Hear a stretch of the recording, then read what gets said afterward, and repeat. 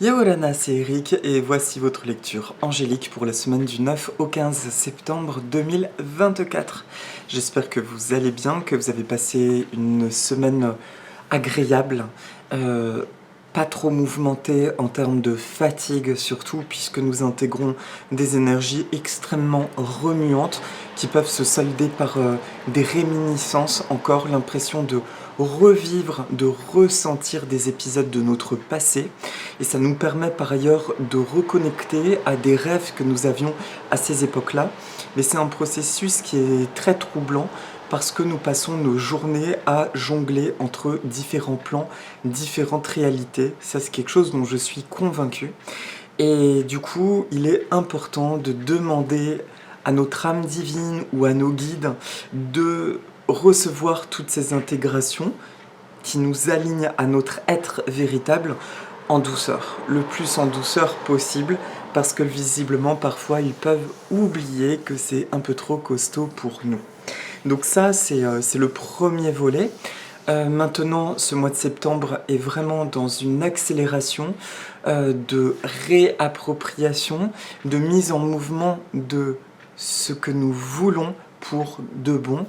Mais c'est un processus qui peut nous paraître éreintant parce que nous avons, semble-t-il, dépassé depuis un bon moment les limites de notre patience. Et cette impression de « ouais, je ressens bien ce que je veux, pourquoi au niveau de ma vie matérielle, ça ne semble pas aller aussi vite ?»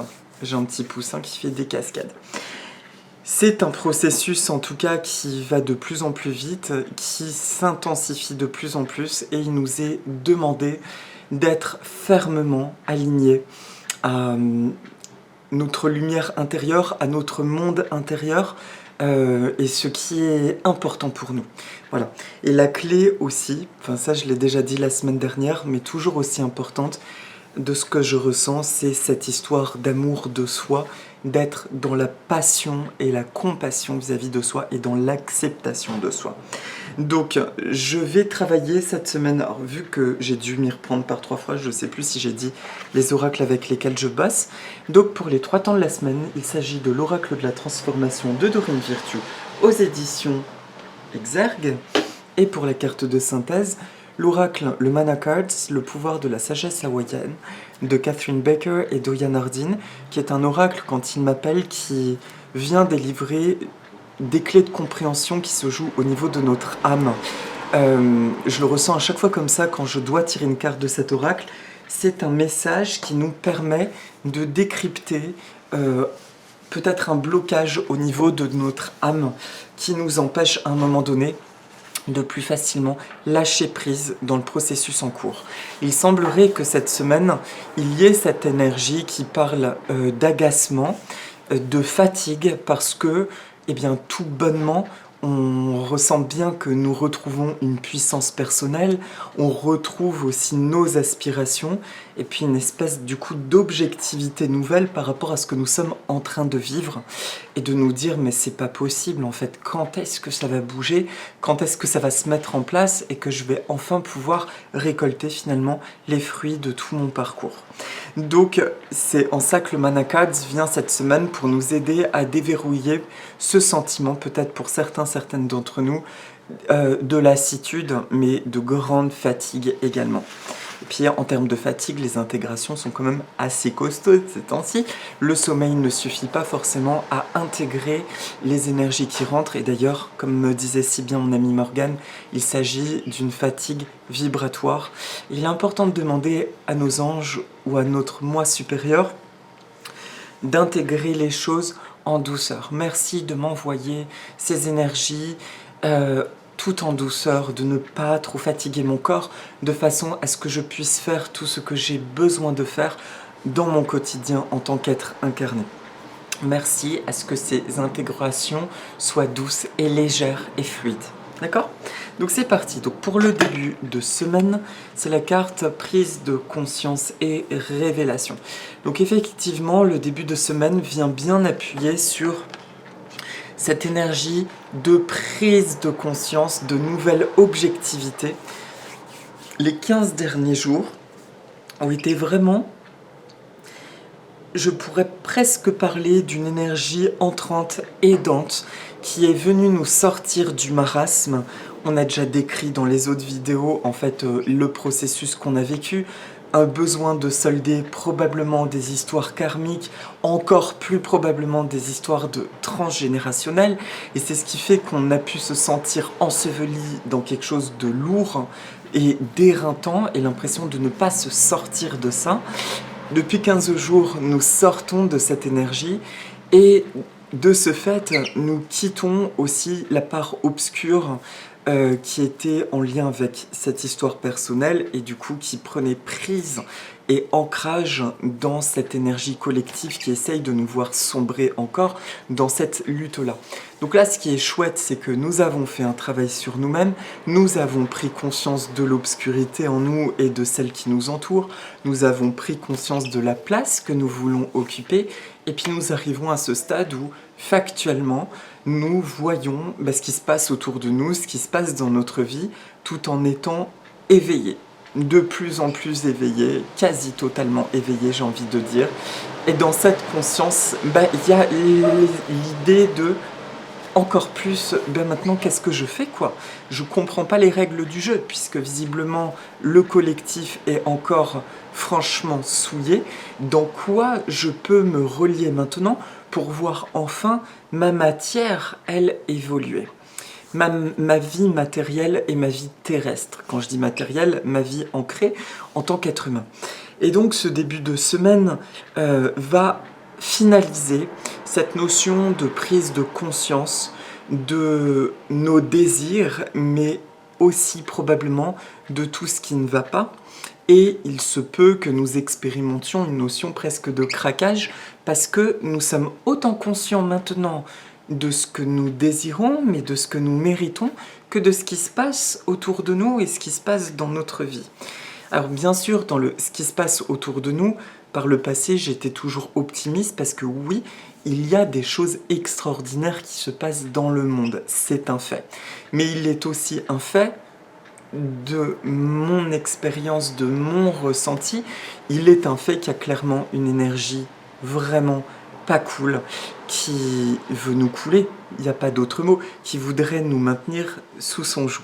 On en parlait la semaine dernière de ça. À partir du moment où il n'y a plus de peur, il n'y a plus de nourriture pour ces gens-là, ces énergies-là, et de ce fait, forcément, ça peut essayer de nous enterrer encore plus. Sauf que il est important de se rappeler que l'amour, c'est leur pire nourriture, et que plus justement nous restons accrochés dans l'amour de nous-mêmes, de choses qui nous entourent, plus automatiquement ça s'affaiblit, plus ça va essayer d'être un peu plus virulent, mais plus il est facile pour nous de nous en dégager. Il est important de bien identifier ça. J'ai vécu hier ce truc-là, à un moment donné, je me suis mis à pleurer, à visualiser mon parcours des dernières années, avec un sentiment d'injustice, de cruauté, et de me dire je n'en peux plus. Là, je n'en peux plus, et j'ai eu des pensées sombres, et des pensées sombres aussi par rapport aux gens qui m'entourent, de gens qui veulent me voir, une espèce de truc mais horrible, de me dire mais c'est pas possible, en fait je suis fatiguée, j'ai l'impression que les gens qui m'entourent, pour la plupart en fait, il n'y a que de l'intérêt, il n'y a que de la dépendance, et alors que j'avance en me construisant, mais en bossant sur moi, en m'accrochant, j'ai l'impression qu'autour de moi, il y a des gens qui essayent de me bouffer le peu d'énergie que j'ai pour m'économiser. Et je suis rentrée dans un truc, mais vraiment pas cool, jusqu'à ce que je ressente une ombre derrière moi. Et là, je me suis retournée, je me suis dit, mais en fait, c'est pas possible. Qu'est-ce que c'est que ce truc-là? Et c'était, je ne saurais le nommer, mais quelque chose de clairement dégueulasse qui essayait de me faire sombrer. Alors, par rapport à cette brèche, oui, il y a des parts de moi qui parfois ressentent de l'agacement, de personnes qui, j'ai l'impression, sont en dépendance de moi. Et c'est pas facile parce que j'ai envie de leur dire, mais bosse sur toi, personne d'autre que toi-même ne peut te sauver. Donc laisse-moi tranquille. Et j'ai remarqué par ailleurs que c'est quand je vais bien que j'attire ce genre d'énergie. Parenthèse close. C'est le genre de chose qui est assez coutumier et en même temps, ces personnes-là, c'est aussi en étant moi plus ferme, mais dans l'amour, pas besoin de m'énerver en les envoyant péter, juste en leur expliquant et en fermant la porte en disant je suis désolé, je ne suis pas en capacité. Là, j'ai besoin d'être connecté à moi et de m'accorder ce peu de choses. À partir du moment justement où tu reviens dans l'amour de toi, eh bien, tu te rends compte qu'il n'y a plus de colère vis-à-vis de ces gens-là. Limite, tu as envie de leur dire bien tenté, mais ça ne prend pas. Et essaye de faire ce travail par toi-même. En posant tes limites, les choses s'alignent et je te dis automatiquement, tu as moins besoin d'expérimenter ces sentiments de colère. Mais là, je m'égare, quoique pas tant que ça, puisque ce début de semaine peut parler de ça. Dans les prises de conscience, je remonte la carte, et les révélations. Donc, début de semaine, ça peut être intense, ça peut être pas forcément agréable, mais c'est justement le point d'assise ferme dans ce que tu veux. Si tu as besoin de craquer par rapport à tout ce que tu as vécu, craque. Honore toutes tes émotions, parce que honorer tes émotions, c'est être dans l'amour de toi-même. Et il est bon de te dire aussi à un moment donné, j'ai enduré tout ça, mais je ne le voulais pas et je ne le méritais pas. Je ne méritais pas de vivre ça. Et ça, c'est le premier point qui apaise. Plutôt que de rester dans le drame, il peut y avoir la haine par rapport à la vie. Il peut y avoir ensuite l'incompréhension. Et puis, il y a la mise en paix finale et surprenante où tu reviens en toi et tu te dis, mais en fait, je ne méritais pas ça. Donc oui, je ressens une forme d'injustice, mais je demande maintenant que tout ceci disparaisse, que toutes les parts de moi qui ont pu cautionner l'injustice dans ma vie et la maltraitance, elles soient totalement guéries. Et c'est en ça que les prises de conscience vont être intéressantes en début de semaine. Rappelle-toi de ce truc-là, il est normal de ressentir et de te dire « je ne méritais pas de vivre tout ce que j'ai vécu ». Et je me félicite d'être encore présent, d'avoir encore une étincelle d'espoir, d'avoir encore des aspirations. Je me félicite parce que ce que j'ai laissé rentrer dans ma vie a essayé de me détruire. D'accord ? Et ça, j'en parle avec insistance parce que pour moi, c'est une énergie collective qui s'est déversée chez beaucoup de personnes depuis le Covid, on va pas se mentir. Les ténèbres ils se sont bien nourris là de la peur, il n'y a eu pas de souci. Et maintenant, it's over. Donc s'il te plaît, début de semaine, tout ce qui a pu t'éreinter et ce qui t'éreinte encore, reconnais simplement que tu ne méritais pas ça et que de ce fait, toute cette merde, tu la confies entre les mains du ciel. Merci mes anges, merci l'univers, toutes les sources d'amour et de lumière de l'univers, de circuler en moi, à travers moi, de combler toutes les brèches donc, qui étaient en résonance avec cette obscurité. Et je demande à être nourri par mon soleil intérieur et qui comble toutes ces brèches et qui n'attire dorénavant que des belles expériences et qui m'aide à manifester la vie de mes rêves. Pour le milieu de semaine. Ah, c'est marrant, j'ai l'impression que ça paraît bleu sur la caméra. Gardez la foi. Alors, gardez la foi. Il n'y a pas grand-chose à dire sur le milieu de semaine. C'est une semaine qui peut me parler un peu d'accélération. On peut avoir un peu un sentiment d'être débordé. Et je ressens qu'en fin de compte, il est juste lié au fait que, ça y est, nous avons reconnecté à notre vibration, la fameuse vibration divine là, que, on va dire, le mal voulait nous retirer, voulait nous déconnecter de ça et nous faire croire que la vie, c'est la souffrance, le train-train, le boulot qui t'éreinte, le manque d'abondance, voilà. Et puis là, on reconnecte un truc... de nouveau bisounours qui te dit mais non, en fait, ça peut très bien se passer. Tu peux vivre la vie que tu rêves. Et effectivement, on peut se sentir fatigué parce qu'il y a ces deux pôles. Et là, ce début de semaine dit détache-toi en fait, décroche-toi là de la merde, décroche-toi en conscience. Tu peux le visualiser sous la forme effectivement de racines qui se déracinent et qui viennent s'enraciner dans ta sphère de lumière. D'accord? Ta sphère de lumière parce que c'est elle aussi qui manifeste les choses.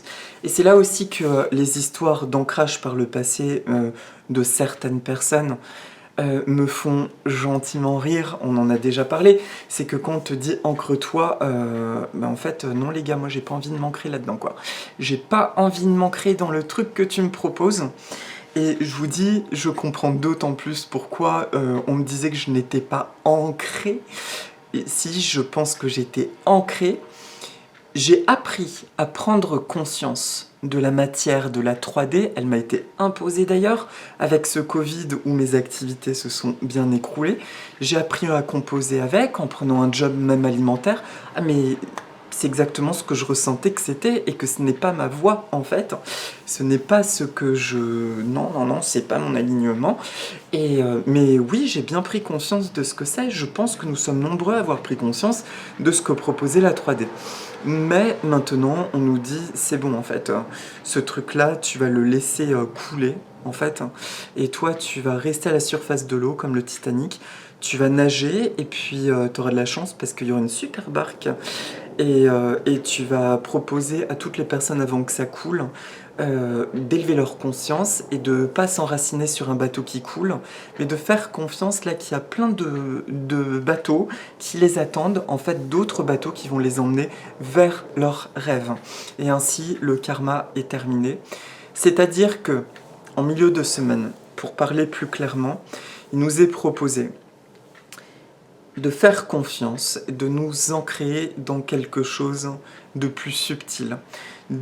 À chaque fois que nous sentons un territoire de peur, on l'a expérimenté d'ailleurs avec mon ami Morgane sur le plan matériel par exemple, eh bien d'imaginer simplement nos petites prises ancrées à ces énergies-là et de les retirer et de les brancher sur le même aspect mais version divin. Alors par exemple, là, moi, c'était les impôts qui m'ont fait peur. C'est toujours sympa l'automne, puis les taxes foncières et compagnie. Donc, on vient déraciner la petite prise, et puis on vient la mettre sur la prise divine. Ah, les impôts existent aussi dans l'aspect de lumière. Ah ouais, ça veut dire qu'il n'y a pas les égrégores d'arc de peur autour de ça, donc je me branche là-haut, où bah il n'y a pas de souci, ok, bah, je pourrais te payer avec joie, puisque de toute façon j'aurai l'abondance pour pouvoir te payer, et bien plus encore, et pour faire plaisir et du bien autour de moi. C'est ça en fait, c'est-à-dire que on nous demande de prendre conscience que le monde, certes, dans l'aspect factuel, il a plein d'aspects factuels, en fait, de factures, la nécessité encore de gagner de l'argent, etc. Mais on peut dire que on ne veut plus par contre de cette énergie qui est branchée à des mauvais égrégores. Donc on a la liberté de visualiser qu'on débranche. C'est une visualisation et on le branche sur le même pôle mais divin quoi. Tiens, travail version divin, clic, clic, clic. Ah ouais, tiens, la santé divine. Ah bah oui, attends, les médecins me disent que c'est archi grave.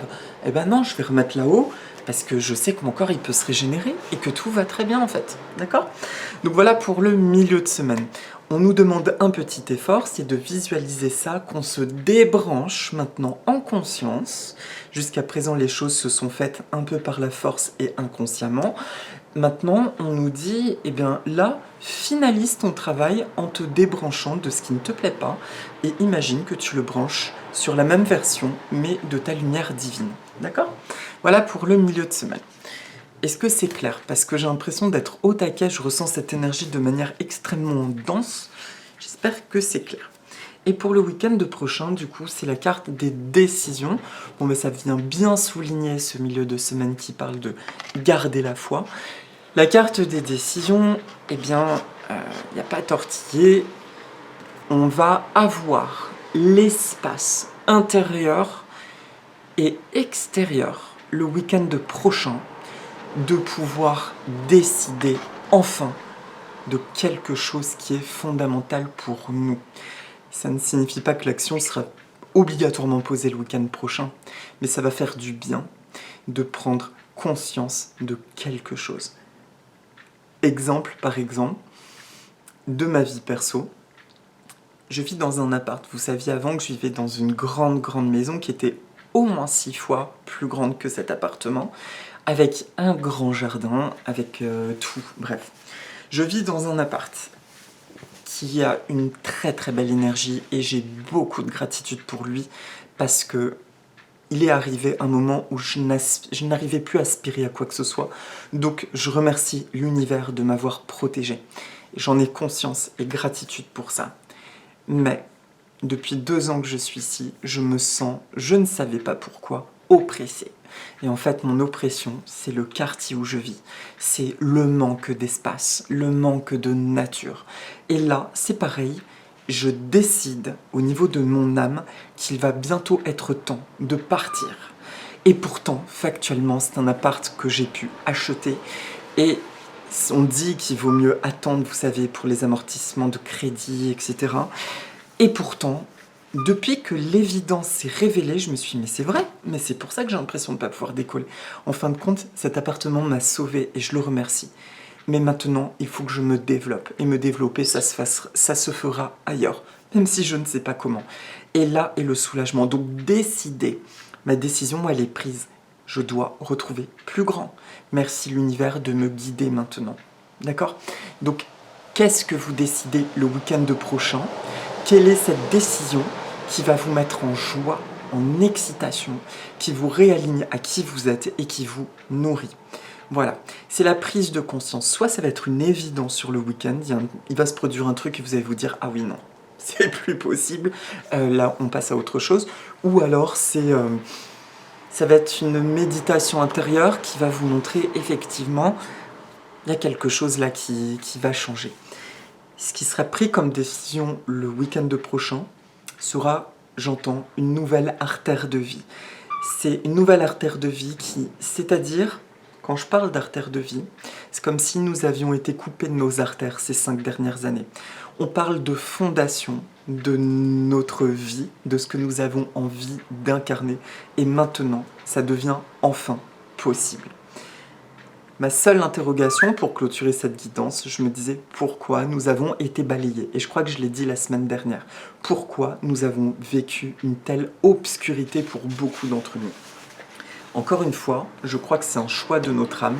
Et c'est en ça qu'on peut dire, malgré tout, avec le recul, que c'est une belle expérience. Parce que nous sommes des êtres humains qui avons eu l'opportunité de nous libérer du poids de moult vies, de tout un tas d'incarnations, et de libérer encore une fois nos lignées. Et ça, ben forcément, nous avons accepté à un moment donné d'aller mettre les mains dans le caca, de bien le voir, en fait, de le traverser. On a traversé les enfers pour pouvoir enfin revenir à la lumière du jour. Donc oui, nous sommes peut-être encore éreintés, épuisés, mais en fait, avant, c'était le truc enfoui. Et on se trimballait ces valises-là, on comprenait pas. Nos aïeux non plus, ils vivaient une vie. Ah, c'est la vie, c'est comme ça. Là, on nous dit, bah non, non, non, tu traverses tout ça pour créer ta vie illimitée. Donc c'est quand même une super opportunité. Donc ayez confiance, prenez une décision sur le début, le week-end prochain. Prenez la décision qui vous convient et laissez-la juste se déverser dans la matière. Imaginez que c'est une bulle que vous créez. Je décide de ça. Moi, je décide de vivre dans un endroit qui va me remplir encore plus d'amour, de joie, où je me sentirai bien, que mes oiseaux pourront voler dehors, etc. Et je laisse cette bulle, voilà. Et que s'il y a des pensées opposées, eh bien qu'elles soient dissoutes automatiquement. Je leur envoie des roses, et de la lumière, et de l'amour. Et je suis centré. N'ayez plus peur de votre réussite. C'est aussi ça que j'ai bien intégré. La réussite fait peur et nous sommes malheureusement en France métropolitaine victimes de ce truc où si les gens sont malheureux, ben, on peut les critiquer, ah, il faudrait qu'ils se bougent. Si les gens sont heureux et qu'ils s'accomplissent, ah, ben là on peut très souvent les jalouser. Malheureusement, c'est une généralité que j'ai constatée effectivement en côtoyant beaucoup d'autres cultures. La France, c'est pas la culture qui est la plus porteuse de ta réussite, mon frère, ma sœur. Donc, tu fais un petit effort et tu te dis, c'est pas grave, mon bonheur, c'est moi-même. Et j'ai la chance, en tout cas, d'être entouré de merveilleuses personnes. Et donc, il y aura aussi une belle source d'inspiration. Quand bien même, les gens qui te critiquent maintenant sont probablement les gens soit qui s'excuseront, soit qui seront admiratifs tôt ou tard de toi. Donc, on s'en fout. Vis ta vie, vis tes rêves et préserve tes rêves. Dans le sens juste, n'en parle pas à tout le monde, c'est pas utile. Mais tu peux en parler à tes proches, bien entendu. Et voilà pour la guidance de la semaine. Et donc, la synthèse qui est intéressante, c'est la carte de Lo Omao Mao. Ce qui est très intéressant et troublant dans cette carte, c'est que la Amao Mao, je vais vous dire juste pour la phonétique, la magie. Alors, residence is... Non, c'est pas celle-ci. The day indeed passes. Le jour passe pourtant. Hala no kala. Hala no kala. Hala no kala. C'est la déesse du vent. Atonement. C'est l'expiation. L'expiation. Alors, c'est une carte... Déjà, on nous parle on dit que à Hawaï, il existe 63 différents types de vents qui portent un nom. Et ça nous montre l'intime connaissance des Hawaïens avec le vent, pardon. Ça me chatouille la gorge, j'ai un chat dans la gorge, qui contribue à leur grande qualité de navigation. Alors, on raconte aussi que le pouvoir du vent, il est considéré que the power of the winds was believed to be contained. On dit que le pouvoir du vent était contenu dans une calebasse sacrée, comme une gourde en fait, qui est appelée le Ipu Makani o La Amao Mao. C'est la calebasse du vent. La Amao Mao était aussi et le nom qu'on donne aux femmes qui gardent cette calebasse. Non, à la femme qui gardait donc la déesse du vent. Il y a beaucoup de légendes autour de Maui aussi. Alors, c'était quoi d'ailleurs? Que je dise pas de bêtises, mais il faut que je vous le raconte ce truc-là.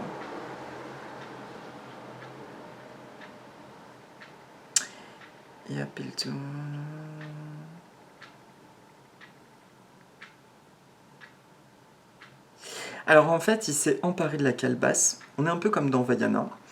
Et il a voulu répandre tous les vents. Mighty as gold. Mais en fait, Paka, une divinité, the way Paka used the calabash to the winds for his purposes. Alors, ok. Là, Amao Mao a transmis la responsabilité de garder la calebasse à son fils Paka. Elle lui a dit que s'il utilise la calebasse, il serait capable de surmonter n'importe quel vent, de contrôler n'importe quel vent en chantant leur nom. Les Hawaïens, the power could be used to control, pensent que les mots ont un pouvoir afin de contrôler les éléments.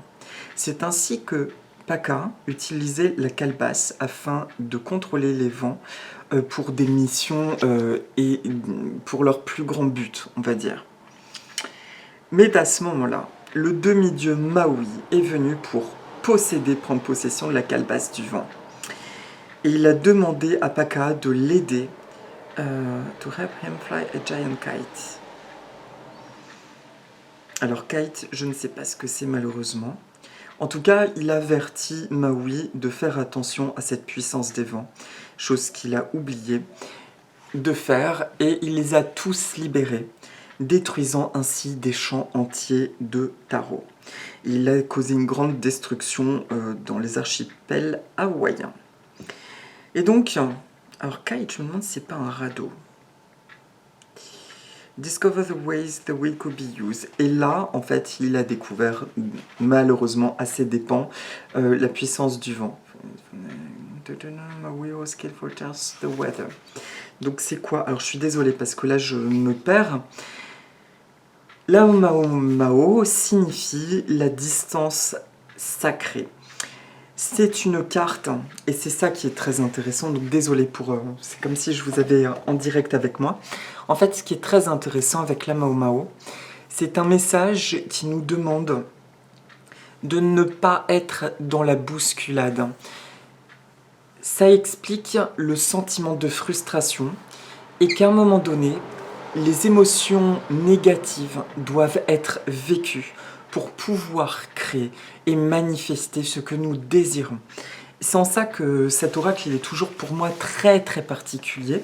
C'est parce que ça vient expliquer ça. Là, le début de semaine, les frustrations qu'on peut ressentir ou les difficultés qu'on peut ressentir en tout début de semaine ne sont pas à bâcler. Vivons la frustration, accueillons le ras-le-bol, accueillons le fait que non, nous ne méritions pas de vivre tout ça, mais prenons le temps de bien ressentir la souffrance que nous avons emmagasinée. Quand je dis de la ressentir, c'est pas de la vivre, d'être sadique, mais prenons le temps de la reconnaître dans tous les recoins de notre corps, de nos corps d'énergie, où elle s'est logée, et pour la faire partir.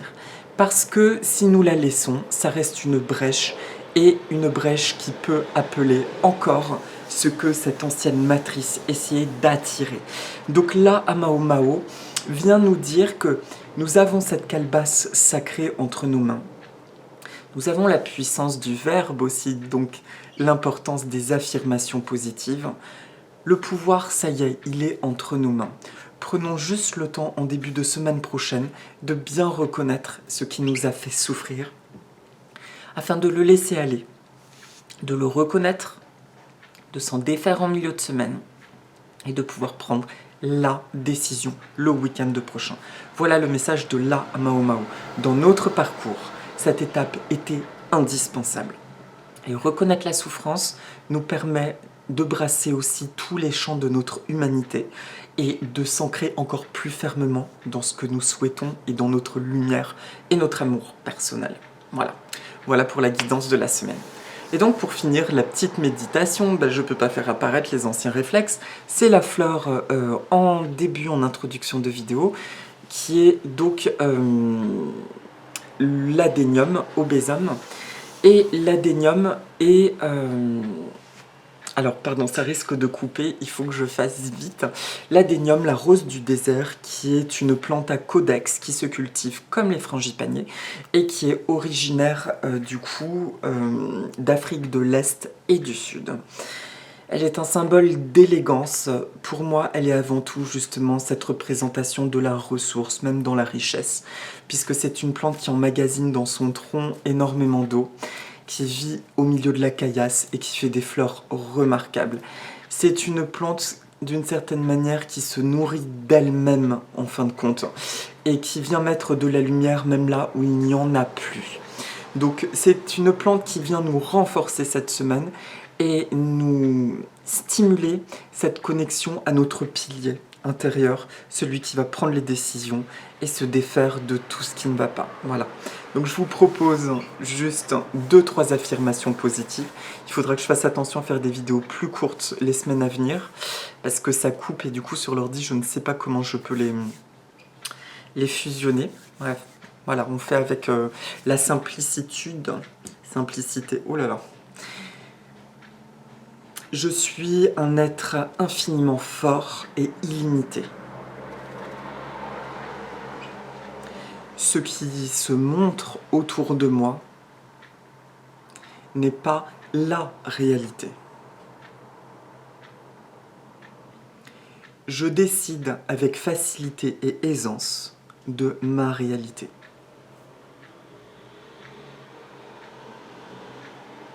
J'ai confiance en ce processus.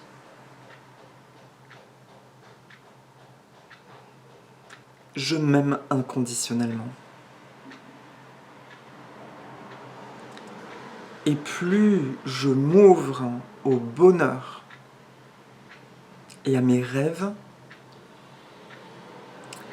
plus je peux répandre cet accomplissement, cette réussite, et partager mon bonheur ainsi que mon abondance. Je suis un être